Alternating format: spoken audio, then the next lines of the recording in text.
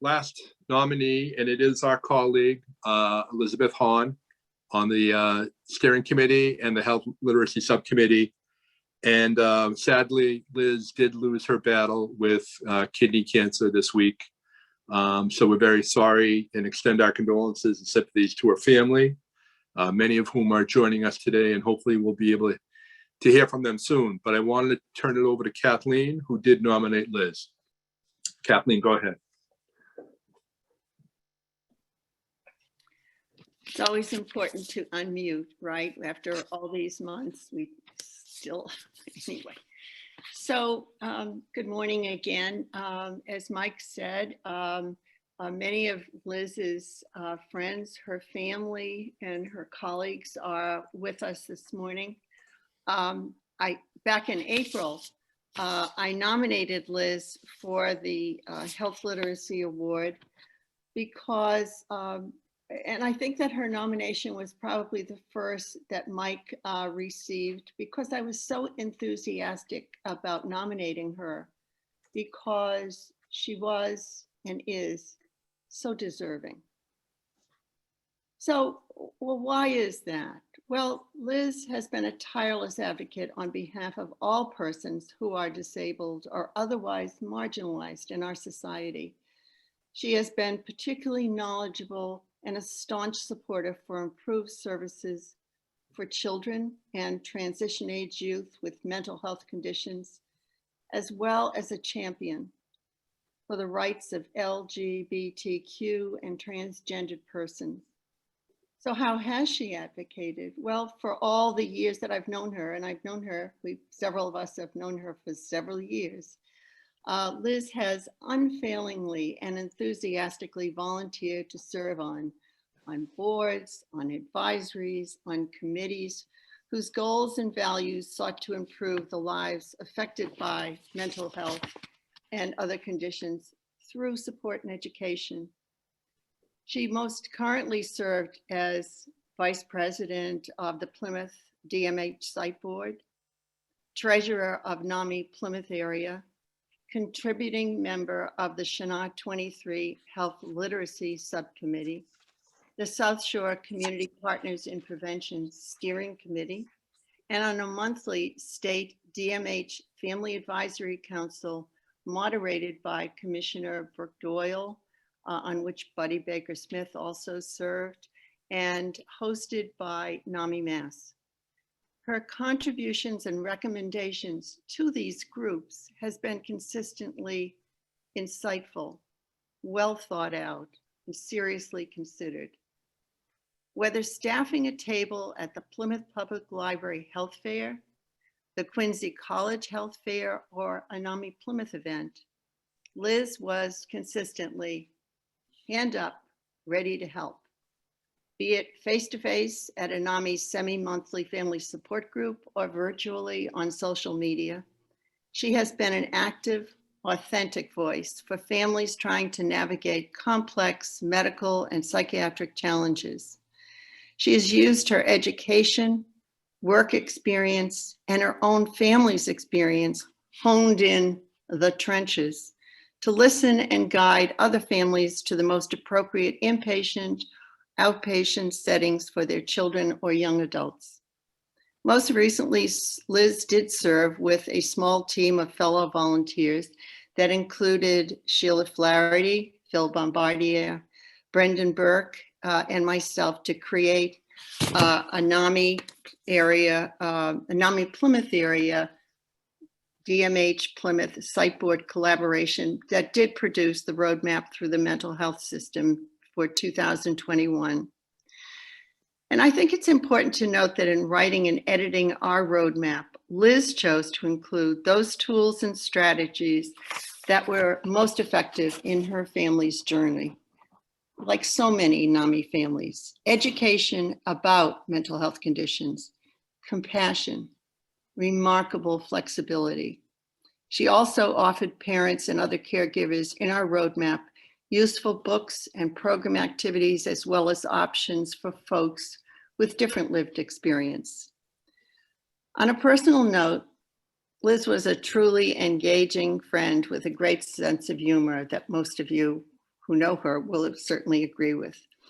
A few years ago, for example, we worked together on a comedy show at the Spire entitled Laughter is the Best Medicine. And you know, not every moment of that comedy show was funny, but we laughed and laughed afterwards in spite of the fact. In closing, I appreciate all Liz accomplished because of her persistence, her steadfastness, and even her doggedness in pursuing what she considered right, whether that passion was directed at improving systems, programs, or whatever. That passion was at her core, as was her love for her family. Liz's philosophy drove her actions, and that philosophy was, we are all on this road together, so we might as well help each other out. Thank you, Kathleen. Thank you so much. Thank you for nominating Liz and bringing her accomplishments and her legacy to our attention for those of us who did not know her. I do want to turn it over quickly to Buddy Baker-Smith. I know Buddy has some time constraints, but he did want to pass along some words from the DMH. Buddy is the area director for DMH Southeast Mass. So Buddy, if you're still with us. I am, thank you. Great. And I'm glad I'm still with you, because it's been really quite inspiring to hear all of the nominations this morning, and all of the work and all of the kind of personal commitment in all of the work that's been described. And I think that really does certainly capture Liz and how she saw her advocacy. It was definitely a personal commitment with the passion behind it. I've had the opportunity to know Liz over the years in her advocacy role. She's participated in a lot of work in the department to redesign our services. She's been a really strong voice in where the gaps were, what was needed. But I have to say that the thing that I always remember about Liz is her advocacy was always grounded in the personal. It started with a concern for how people are, their well-being. And from that, it kind of elevated to, what do we need for resources? How do our services really supposed to work for people? What is missing? But it always started and rooted in a concern and a question about, how are people doing? What can we do better? What can we do for them? What is missing? And I think I've always appreciated that. It makes my work feel more rewarding to be constantly reminded that this is people work. That is where it ought to be grounded. So I've always appreciated my interactions with Liz, and the phone calls and the meetings that I've been in with her. I do have 2 certificates of acknowledgement and appreciation. One from the Commissioner of the Department of Mental Health, Brooke Doyle, which is a certificate of appreciation for Elizabeth Haughn. The Department of Mental Health gratefully acknowledges your extraordinary and tireless advocacy on behalf of young adults, children, and families to provide an effective and comprehensive system of mental health services that is responsive to their needs. And Liz always knew there was a system, there was money behind this. You had to really advocate for the system of care to be there for people. And from the Southeast area, a certificate of appreciation for Liz, an appreciation for your advocacy efforts to improve the access and quality of mental health services in the Southeast area for young adults, children, and families. And a lot of her work in the redesign of our services was about that access and that quality. And what do we do differently and better to improve both of those things? So certainly my life has been enriched personally by knowing Liz. I think a lot of people could probably testify to that. And thank you for the opportunity to share these acknowledgements. Thank you so much. Thank you for being with us to remember Liz and honor her buddy. Representative Kathy Lenatra has joined us. Thank you so much, Rep. Lenatra. I know you wanted to say a few words of remembrance and congratulations to Liz and her family. I did. Thank you. It's great to be with you all this morning. And I can actually feel the love that you have for Liz as I'm looking at all your faces, because I just have the little faces out. And as everyone spoke about Liz, I could really see the emotion and feel the love and respect that you had for her. I actually had the opportunity to meet Liz. I hosted a small show on PAC TV, and it was mental health amid the pandemic. And I got an email from Liz, and she wanted to know why NAMI wasn't involved.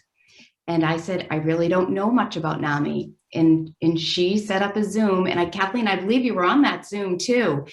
And boy, the passion and the advocacy that came from her was amazing. And I've been a fan of hers ever since. And this award is so well deserved.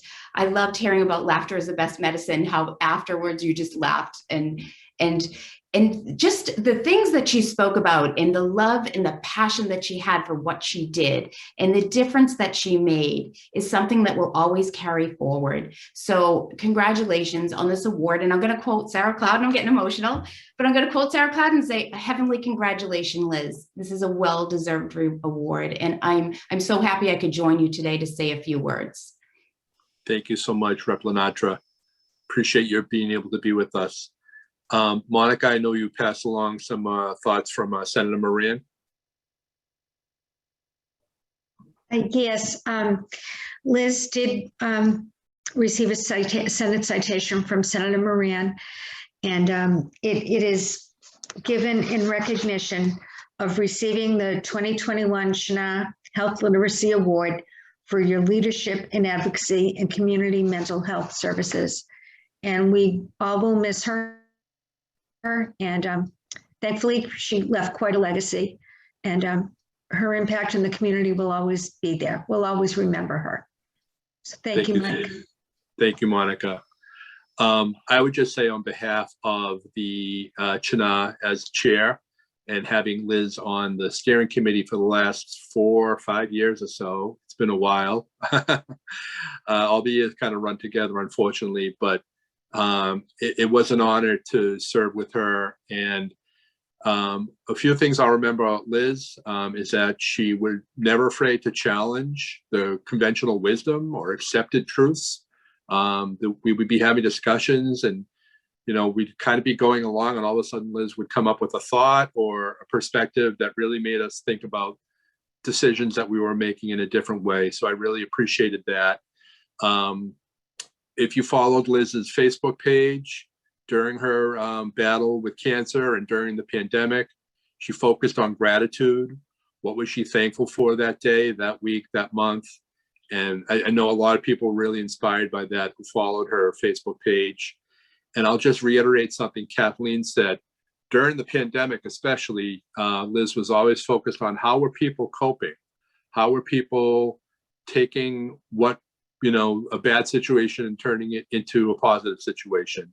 And for her, humor was a big way in doing that. So those are the things I'll remember about Liz. Certainly her legacy and her passion will live on. We do have a book that I'd be happy to forward to the family. It is about humor. It's a humor book, Nora Ephron's book, I Feel Bad About My Neck and Other Thoughts About Being a Woman. Talks about her struggles growing older and different physical challenges she had. So thank you to Liz for all that she's done. And we really appreciate her work. We really appreciate her friendship. And we really do extend our sympathies and condolences to her family. I don't know if anyone from the family or friends would like to say a few words. Certainly not required, but I want to give you the opportunity if you wanted to do so. Michael, I'm Janice Avery. I'm Liz's oldest sister. And I wanted to say she was a very humble person and would be embarrassed in this moment. I want to acknowledge the luminaries in this community who are so extraordinary. But I do think of her as an unsung hero. And so, Kathleen, this nomination really is meaningful to me and the rest of the family. Liz was selfless, used her lived experience as leverage both to help others navigate systems that she finally succeeded in navigating, and to use that experience to advocate for systems changes. She desperately wanted bureaucracies to be more compassionate and flexible to truly meet the needs of children and families as they navigated the system. So I just have deep thanks from all of us. Thank you, Janice. We really appreciate that. And it's very well said. She was very humble and in a lot of ways an unsung hero. So it's fitting that we take this a moment today to acknowledge her and her work. And I guess now is the right time to say that Liz has been chosen as our winner for the Health Literacy Award. So congratulations to Liz. Heavenly congratulations, as Sarah so well put it. I will say Kathleen and I, thanks to the family, were able to have the opportunity to do a brief Zoom with Liz earlier this week before she passed, to let her know that she had been chosen as a winner and that her work has been recognized. So I know it meant a lot to her, and it means a lot to her family for us to take this time and to acknowledge her. So thank you all. Thank you to our family, and thank you, Liz. I don't know if anyone else has any words or anything they want to say. Again, just want to throw it open if anyone has any thoughts. Hi, Michael. This is Yes, Sheila. Go ahead. Hi, Sheila Flaherty. All I can say right now is she's going to be missed, but you know what? I was blessed, truly blessed to have known her. That's what I want to say. Gonna miss her.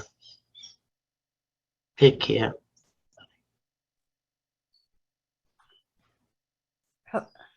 Hello, my name is Izuna. I was extremely close to Liz, and she would be so humble right now. She'd be like, no, it's not me. Why me? It's true what Janice said, but she was a power that is going to live on through so many people that she has helped that don't even know her too.